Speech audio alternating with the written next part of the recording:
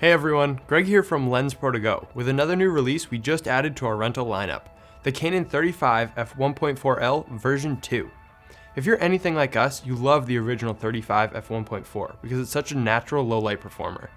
Let's take a closer look at what Canon's done with this newest version.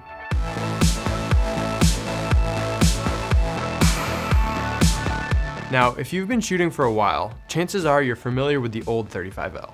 How do I know this? Because the old 35L version 1 was released back in 1998.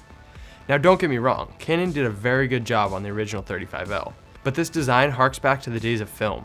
The lens requirements of digital sensors weren't even a consideration.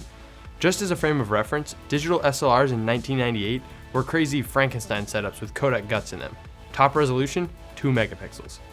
So needless to say, it was time for an update. Thankfully it does seem like Canon was feeling the pressure of the incredible Sigma 35R lens. But whatever the circumstances, we're just glad it gets us the all-new 35L version 2. Looking on the outside, the new 35L is physically taller, and it's also gained some weight. It's not heavy per se, but we'll call this weight expensive feeling. It's got a great feel in the hand, and the manual focus ring is smooth and easy to grip. Canon has also gone with a flush-mounted AF/MF switch opposed to the old 35L's raised one.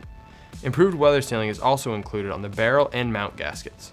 And the finish is Canon's new metal crinkle finish, opposed to the more plasticky feel on the old 35. The big thing we're excited for, and I'm sure you are too, is the optical performance. Early indications are that the 35L2 is in a totally different league. Center sharpness and corner performance wide open have vastly improved.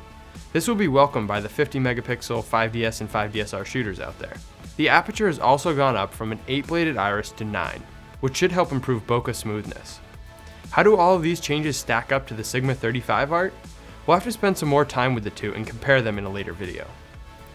The ace in the hole for the 35L2 is what Canon calls their Blue Spectrum Refractive Optics, or BR optics for short.